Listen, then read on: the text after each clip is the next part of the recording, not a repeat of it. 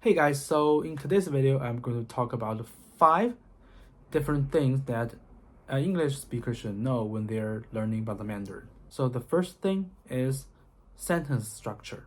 In Mandarin, we always use a subject, verb, object formula to structure a sentence, even when we are forming questions. So most of the sentences we say is according to this very formula. But I know in English it's not, right? I talked about before about the basic structures, how to form a sentence, structure a sentence in Mandarin in my previous videos. I will leave the link in the description. If you're interested, you can check that video. Right now, I'm going to give you 3 simple structures that you might easy to remember. So normally it will be these 3 basic formula. First, subject plus a verb. Second, subject plus a verb, then plus an object, just like I said in the beginning. And third would be subject plus verb plus complement. You can see in Chinese sentence structures, the subject is always at the beginning. So when we are like taking tests in China, we will encounter these type of questions about which the following sentence is wrong, like grammarly.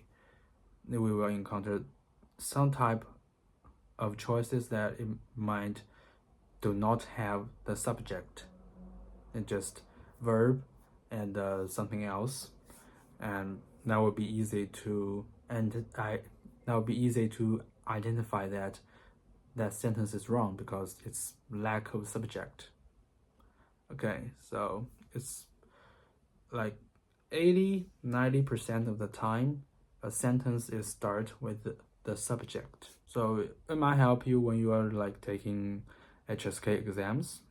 Find the incorrect grammar sentence. You can find if the sentence have a subject at the beginning. Sometimes it's not, if not the beginning, then the whole sentence won't have a correct subject. Remember that even in a question we put the subject at the beginning. So second, tenses.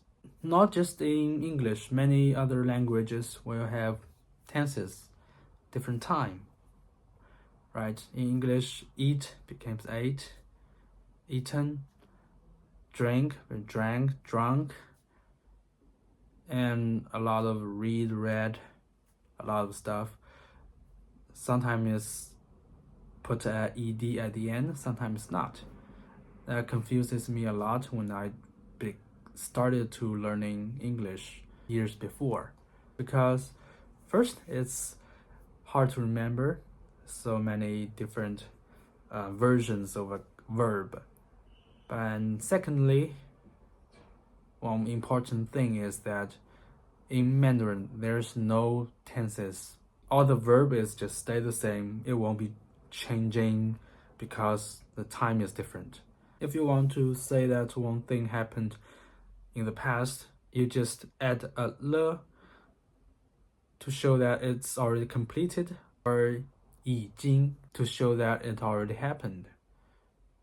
Or you can just put a specific time in the sentence to show that this action is weeks before happened at what time. And if it's going to happen in the future, you just add 会 will happen, or 将要 it's going to happen at some time. So remember that you don't have to bother find different tenses for the verb in Mandarin. It doesn't have it. It won't change the sentence.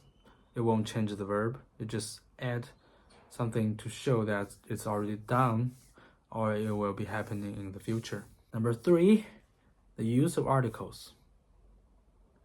In English, you use articles in a sentence like and, the, right?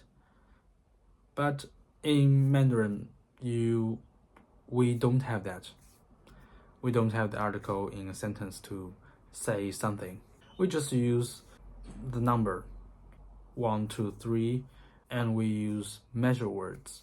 For example, if you're going to say there's an apple, that will be the same as one apple in Mandarin. They translate it to the same Chinese sentence. 一个苹果. We say the number 一, the measure word 个, and the apple. Okay, so there's no a or an, there's no 个苹果. There's just one apple. But what if it's the apple? One specific apple. So if that specific apple is close to you, then it's 这个苹果. It's close to you. If the apple is far away from you, you can't get it, it's far away, or it's at a different place, then it's 那个苹果. 这 means it's close to here. 这里 means here. 那 will be far away a little bit. It'll be there, that. Okay, so 那个苹果. Have that in mind when you describe something. So same as other fruits, of course, and other stuffs, objects, all the same. It's just number plus measure word plus the object, or 这 and 那. Close, far away. Number 4, measure words. I know there's also a lot of measure words in English, right? Like a school of fish, a tribal something, and there's also measure words in Mandarin that has a lot of measure words. And I know a lot of new beginner learning Mandarin always use 个 for everything. Okay, and if you want to know more about measure words, I made a video before. You can check. I'll put the link down in the description. So in short, with the last number 3 point, we use a lot of measure words when we describe an object, like an apple or a glass or a cup or a lot of other things. You just need to know there's a lot of different measure words. And number 5, how to use adjectives. So in English, most of the time you just add the adjective before the subject, right? Like beautiful girl, a tall tree, a big pool. So a lot of times in Mandarin it's the same. You add the adjective before the subject. Okay, like beautiful girl. Beautiful is 漂亮, and girl is 女孩. But when we are making them together, we will use the. And also, if you want to know more about the, you can check my previous videos about how to identify which the to use. There's 3 the, but here when you are using adjectives to describe a subject, then it's always this the. So you can say this is similar to the English version, right? We put the adjective before the subject. We just add a the in the middle. 漂亮的女孩.